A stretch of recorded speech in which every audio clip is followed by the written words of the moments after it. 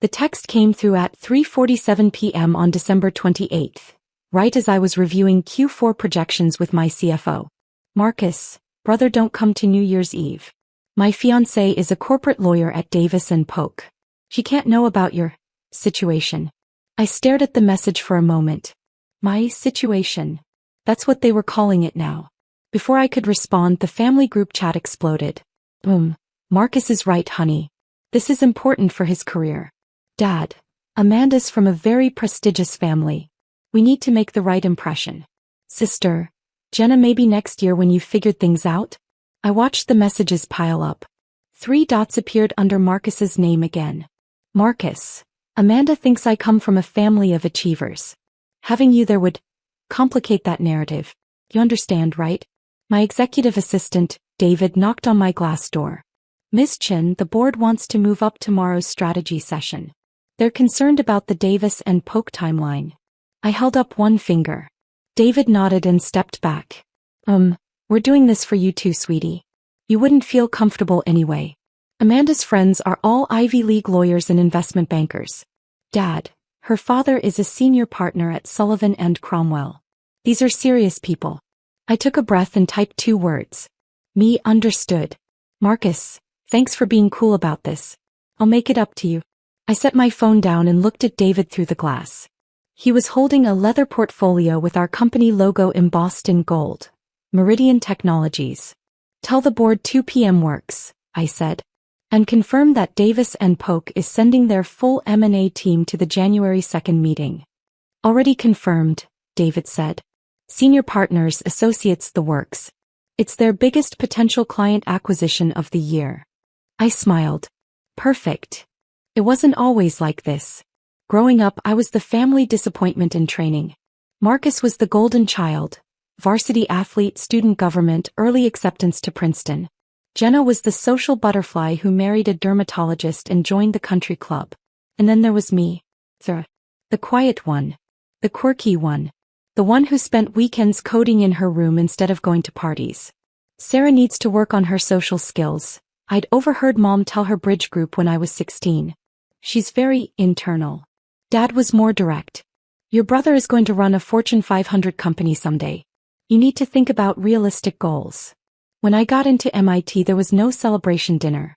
Marcus had just made partner track at his consulting firm, and that was the real news. My acceptance letter stayed on the kitchen counter for 3 days before Mom moved it to file it away. Computer science, Dad had said, not quite hiding his disappointment. Well, I suppose someone has to do the tech support.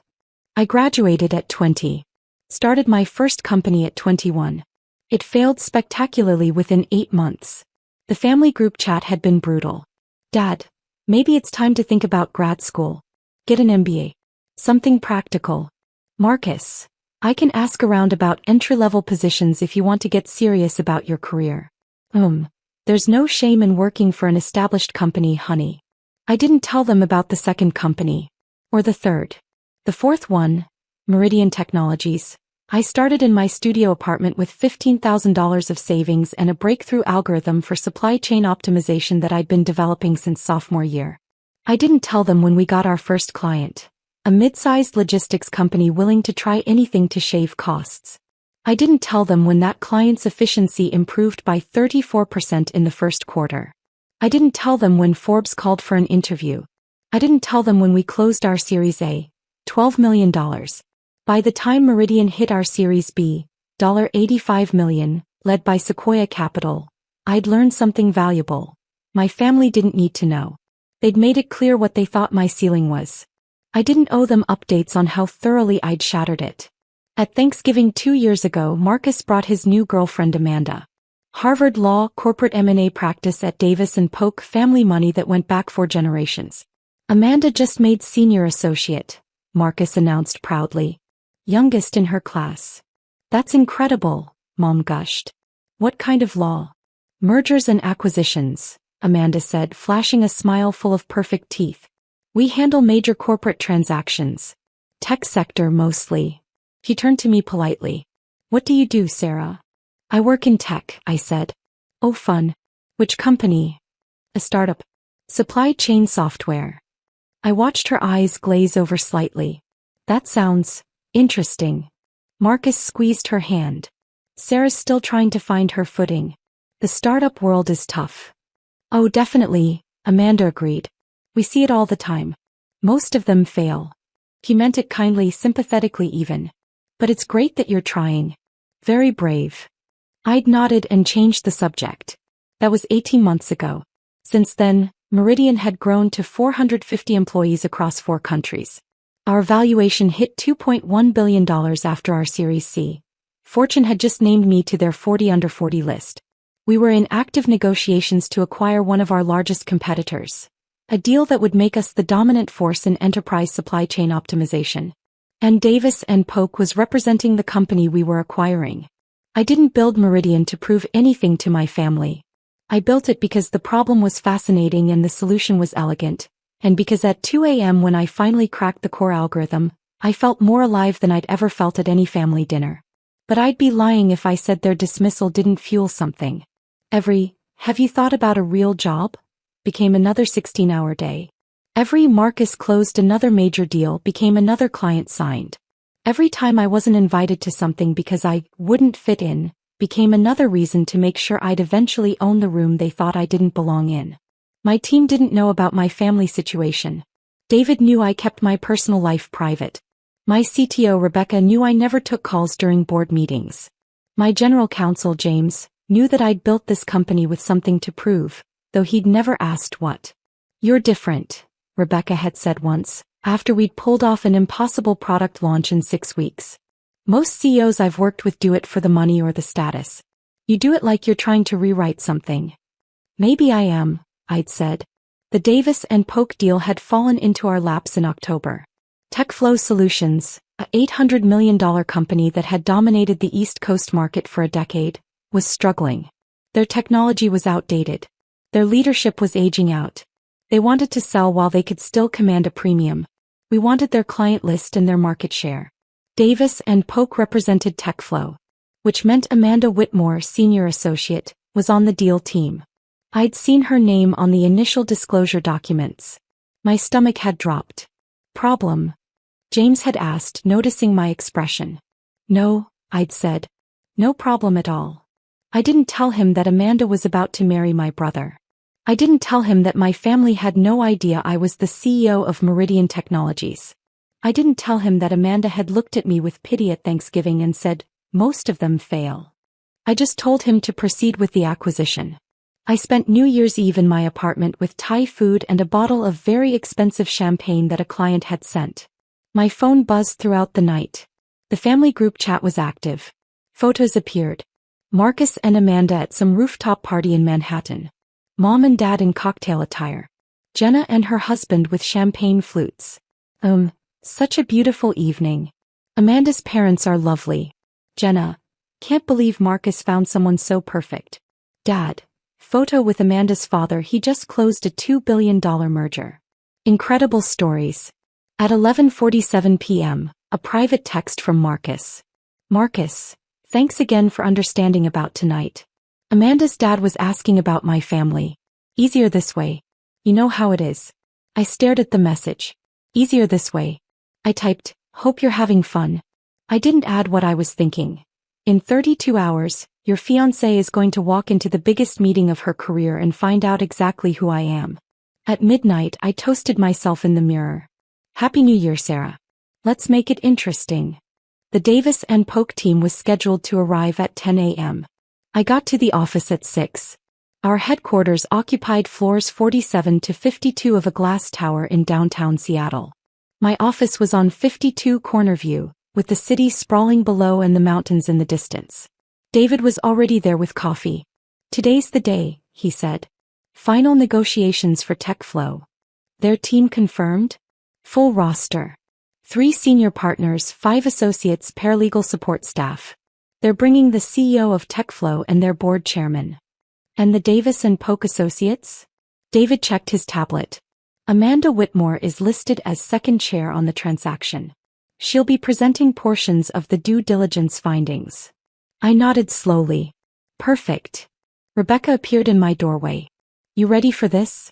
TechFlow's trying to renegotiate the earnout provisions. They can try, I said. Our offer is final. James joined us. I've reviewed everything 3 times. We're airtight. This is the cleanest acquisition I've ever structured. I looked at my team. They'd worked for 6 months on this deal. Late nights, weekend calls, endless revisions. They deserve to see it close. And they deserve to watch me do it. Conference room A, I said. I'll present the opening remarks. Rebecca, you'll handle tech integration. James, you've got the legal framework. David, make sure their team has everything they need. You're personally presenting? Rebecca looked surprised. I usually let my team take the lead in negotiations while I observed. Today I am, I said. At 9:45, David knocked. They're in the lobby. Security is bringing them up. I stood and smoothed my jacket. Navy blue Tom Ford, custom tailored. Hermes scarf. Louboutin heels. I dressed carefully. Not to impress, to remind myself who I'd become. The woman who got excluded from New Year's Eve didn't exist anymore. But the woman who built a $2.1 billion company from a studio apartment? She was about to make quite an entrance. Conference room A was our showcase space. 40-foot marble table. Floor-to-ceiling windows. Meridian's logo etched in glass on the far wall. Screens embedded in the table for presentations. I was already seated at the head of the table when they arrived. David opened the doors. Gentlemen, ladies, welcome to Meridian Technologies. The Davis and Polk team filed in first. 3 senior partners in their 50s and 60s, perfectly tailored suits, leather portfolios. Behind them, the associates. Amanda Whitmore was third in line. She walked in reviewing something on her tablet, not looking up. Professional. Focused. Her blonde hair was pulled back in a neat chignon. She wore a charcoal theory suit that probably cost $2,000. She still hadn't looked up. The TechFlow CEO Richard Morrison entered next. Silver-haired, distinguished, clearly uncomfortable about selling his life's work. His board chairman followed. David gestured to the seats. Please make yourselves comfortable. Miss Chin will be starting shortly. That's when Amanda looked up. Her eyes scanned the room professionally, cataloging faces, and then landed on me at the head of the table. I watched the recognition hit. It was like watching a system crash in real time. Her tablet slipped. He caught it. Her mouth opened slightly. Sarah, she said. The senior partner next to her, Lawrence Whitfield, frowned. You know Miss Chin? I smiled pleasantly. Hello, Amanda. Please sit. She didn't move. This is. The room had gone very quiet. Lawrence looked between us. Amanda. I'm sorry, she managed. I didn't realize that I was the CEO of Meridian Technologies. I finished gently. It never came up. Her face had gone from pale to bright red. You said you worked at a startup. I do. This one. Rebecca, sitting to my right, glanced at me with barely concealed amusement. James, on my left, maintained a perfect poker face, but I could see the corner of his mouth twitching. Lawrence Whitfield was professional enough to recover. Well, shall we begin? Everyone took their seats. Amanda sank into a chair near the middle of the table, still staring at me. One of the other associates leaned over and whispered something to her. She shook her head, unable to respond. I stood and activated the presentation screen. Thank you all for coming.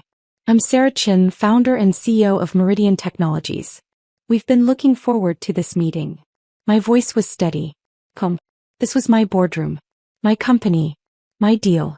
We're here to finalize the acquisition of TechFlow Solutions.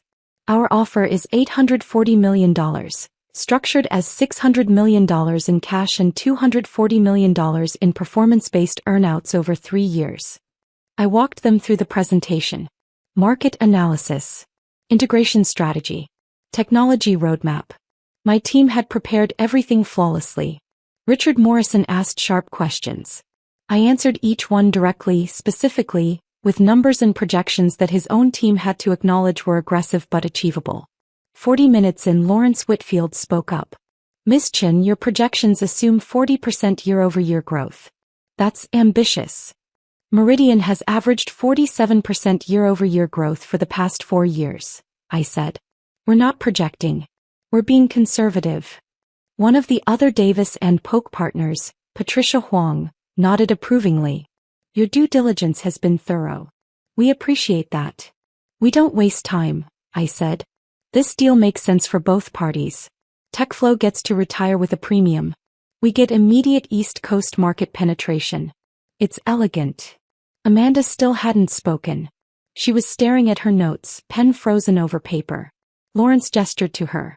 Amanda, you wanted to address the IP transfer protocols? She looked up like she'd been electrocuted. Yes. She fumbled with her tablet. Her hands were shaking. Patricia leaned over. The technology transfer schedule, she prompted quietly. Right. Yes. The technology. Amanda's voice cracked. I'm sorry. I need a moment. She stood abruptly and walked out of the conference room. Lawrence's jaw tightened. My apologies. Let's take a brief recess. The room cleared. My team stayed. Rebecca burst out laughing the second the door closed. Hey, what was that? She looked like she'd seen a ghost. That was my brother's fiancée, I said calmly. James's eyebrows shot up. Your brother's? The one getting married? The same one who told me not to come to New Year's Eve because I'd embarrass him in front of her. Rebecca's mouth fell open. You're kidding. He texted me on December 28th. Said she was a corporate lawyer at Davis & Polk and she couldn't know about my situation. David, standing by the door, made a strangled sound. Your situation being this? He gestured around the room. Apparently running a multi-billion-dollar company is embarrassing to the family. James leaned back in his chair. So she has no idea who you are. She thought I worked at a failing startup. She felt sorry for me at Thanksgiving. Rebecca was grinning now. This is the best day of my professional life. Through the glass wall of the conference room I could see Amanda in the hallway. She was on her phone pacing. Her free hand was pressed to her forehead. Should we be concerned about the deal? James asked. No, I said. Davis & Polk is too professional to let personal drama affect a $840 million transaction. They'll pull her from the presentation if they have to. 5 minutes later, Lawrence Whitfield returned alone. Miss Chin, my apologies.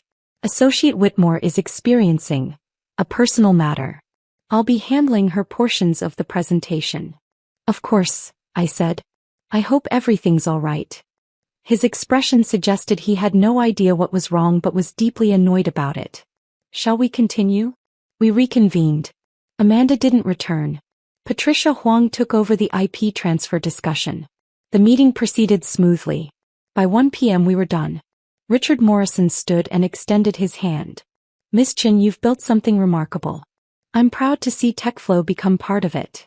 We'll honor what you've built, I promised. Lawrence gathered his materials. Our firm will have the final documents ready by end of week. Perfect, I said. Thank you for your work on this. As the Davis & Polk team filed out, Patricia Huang paused. Miss Chen, I don't know what happened with Associate Whitmore, but I apologize for the disruption. No apology necessary, I said. These things happen. He studied me for a moment. You handled that with remarkable grace. After they left, David closed the door. Your phone has been going insane. I checked. 43 missed calls. 67 texts. All from my family. The messages had started 20 minutes into the meeting. Marcus, call me right now. Marcus, what the hell, Sarah? Marcus, Amanda is freaking out. Sarah, Marcus says there's been some kind of misunderstanding? Marcus, you told Amanda you worked at a startup. Marcus, you let her think you were struggling. Dad, this is very confusing. Can someone explain what's going on? Jenna, did you lie to us? I scrolled through them all. Then I opened the family group chat and typed. Me, I never lied. You never asked. My phone immediately rang. Marcus. I let it go to voicemail. It rang again.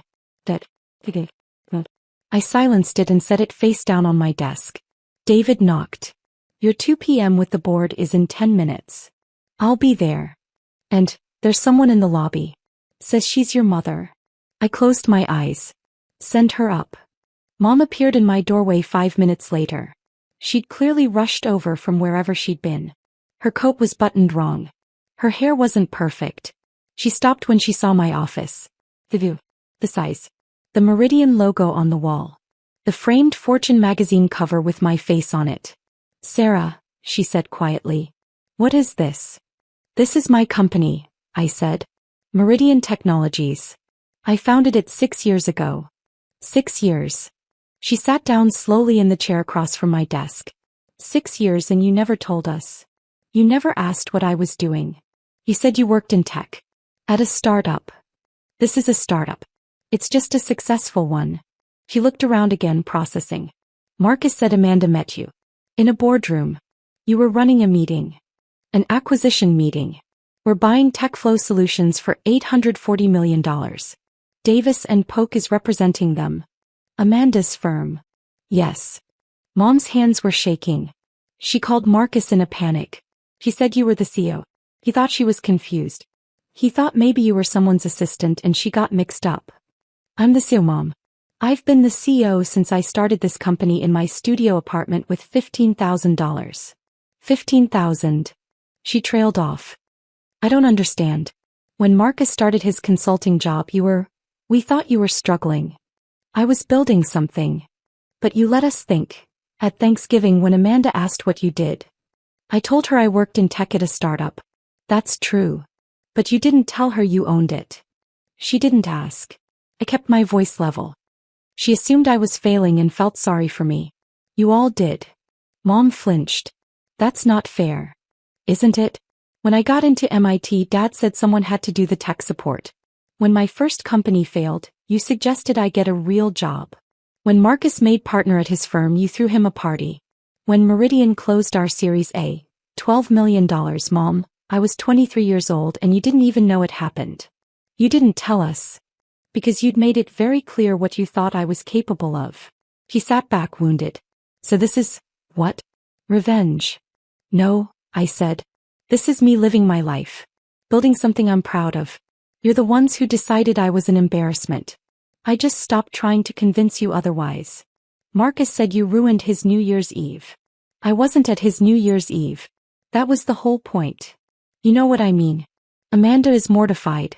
She told her whole family that Marcus comes from a family of achievers, and then she walks into a meeting and finds out his sister is. She gestured around helplessly. More successful than she expected? You're being cruel. Am I? I stood up. I have a board meeting in 3 minutes, Mom. You're welcome to stay in Seattle and we can have dinner tonight, but right now I have a company to run. She stood too, gathering her coat. At the door she paused. Your father is very upset. I'm sorry to hear that. We thought we knew you. You never tried to know me, I said quietly. You decided who I was when I was 16 and never updated your assessment. She left without responding. The board meeting ran until 4:30. Strategic planning for Q1, budget approvals, discussion of the TechFlow integration timeline. When I returned to my office, David was waiting with a bottle of scotch and 2 glasses. That bad? I asked. Your family has called 17 more times. Your brother is in the lobby. I poured 2 fingers of scotch. Send him up. Marcus looked different in my office. Smaller somehow. He was wearing his consulting firm's standard uniform. Navy suit, white shirt, red tie. The uniform of someone who worked very hard to look successful. He stared at my office the same way Mom had. Then at me. Jesus Christ, Sarah. Hello, Marcus. You're actually. He couldn't finish sentences. Amanda said you were the CEO. I told her she was wrong. That you worked at some little software company. She sent me your Forbes profile. He held up his phone. My face stared back from the screen. 40 under 40. Net worth estimated at $400 million. He looked up. Is that real? The estimate is low, I said. But close enough. He sat down heavily. Why didn't you tell us? When should I have told you? When you announced your engagement and talked for 45 minutes about Amanda's career. When Dad spent Christmas dinner explaining how consulting firms work. When you texted me not to come to New Year's because I'd embarrass you. I didn't mean. You did mean it, I said. You meant every word. You were embarrassed by me. You didn't want your successful fiancé to know you had a sister who was a failure. I didn't say you were a failure. You said I'd embarrass you. You said Amanda couldn't know about my situation. I picked up my glass. My situation being this. He looked around again. I don't understand why you hid it. I didn't hide anything. I just stopped including you. I took a sip. When I started this company, I worked 100-hour weeks. I slept in my office. I lived on ramen and coffee. And every single family dinner, every phone call, every holiday, you all talked about your achievements while I sat there and smiled. You could have told us what you were working on. I tried. Once. Do you remember? 2 Christmases ago, I mentioned we'd signed our first major client. Dad changed the subject to ask about your promotion. Marcus was quiet. So I stopped trying. I continued. I built this company with people who believed in me. My team. My investors. People who didn't need me to prove I was worth listening to. Amanda is devastated, he said finally. Amanda felt sorry for me. She looked at me like I was a charity case. And you let her. What am I supposed to tell her? That's not my problem, Marcus. He stood up, angry now. You made me look like an idiot.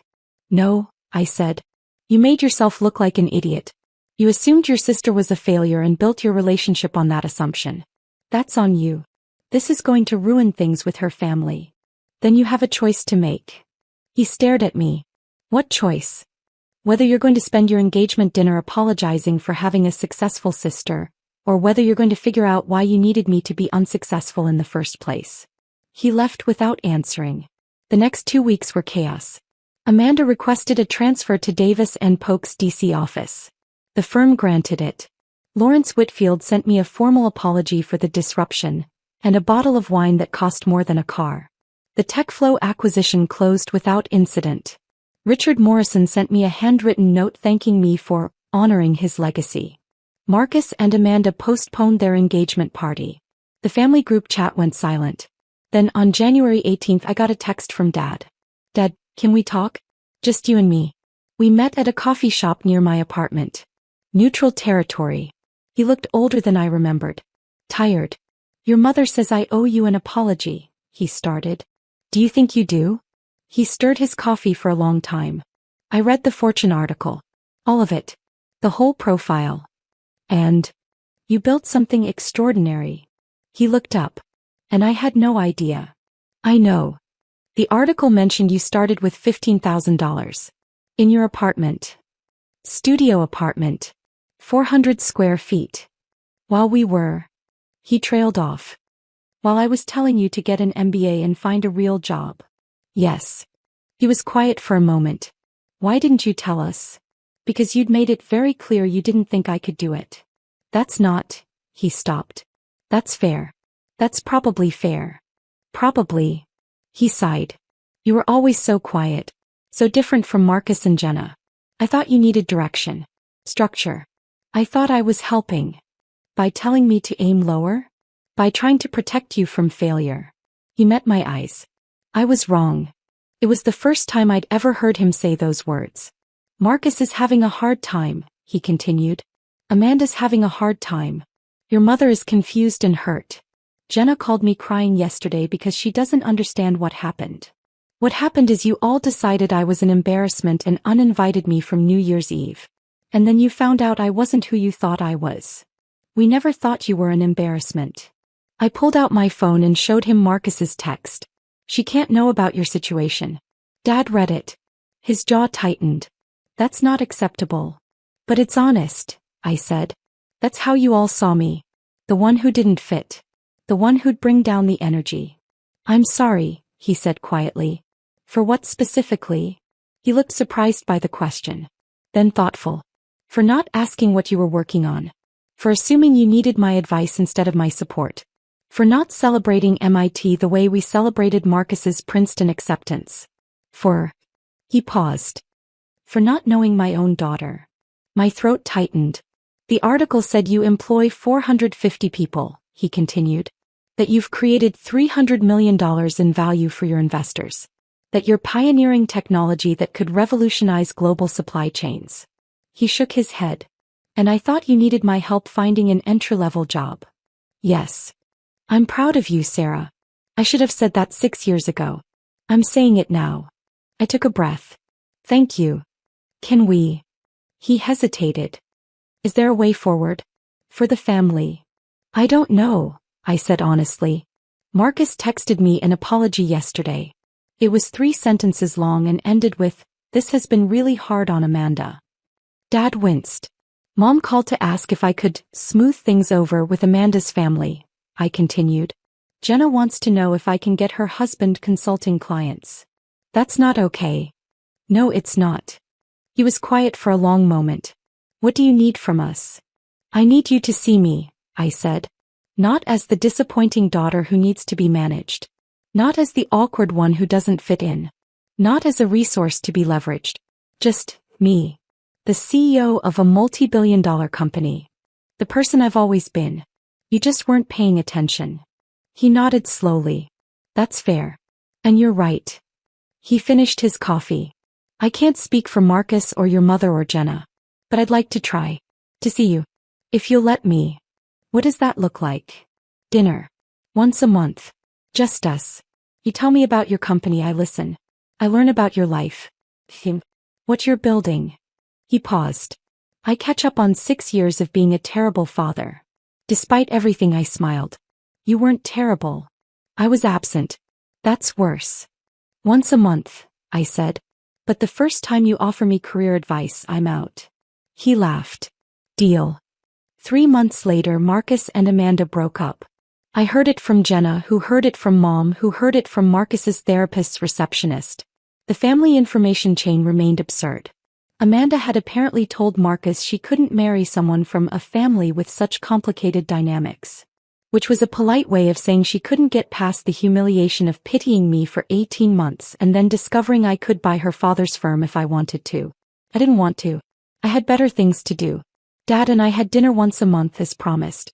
He listened more than he talked. He asked about my team, my technology, my vision. He learned the difference between Series A and Series C funding. He stopped offering advice. At our 3rd dinner he said, I told my golf buddies about you. About Meridian. Yeah. I showed them the Forbes article. They were impressed. Good. One of them asked why they'd never heard me mention you before. He looked uncomfortable. I didn't have a good answer. What did you say? That I was an idiot who didn't recognize brilliance when it was sitting across the dinner table from me. I reached across and squeezed his hand. You're learning. Mom took longer. We had coffee once. It was awkward. She kept apologizing and then getting defensive about her apologies. We agreed to try again in a few months. Jenna sent me a LinkedIn request and a message asking if Meridian was hiring. I told her we were, but she'd need to apply through our normal channels. She unfriended me on Facebook. Marcus and I didn't speak for 4 months. Then in April he sent me a real apology. No excuses. No, this has been hard on me. I was wrong. I'm sorry. I want to do better. I wrote back, thank you. When you're ready to try, let me know. As for me, I kept building. Meridian acquired TechFlow successfully. We integrated their team, modernized their technology, and expanded into 6 new markets. Our revenue grew 53% year over year. Forbes upgraded my 40 under 40 profile to a full cover feature. The headline, The Quiet Billionaire, How Sarah Chin Built an Empire While Her Family Wasn't Looking. I framed it and put it on my office wall. Not for them. For me.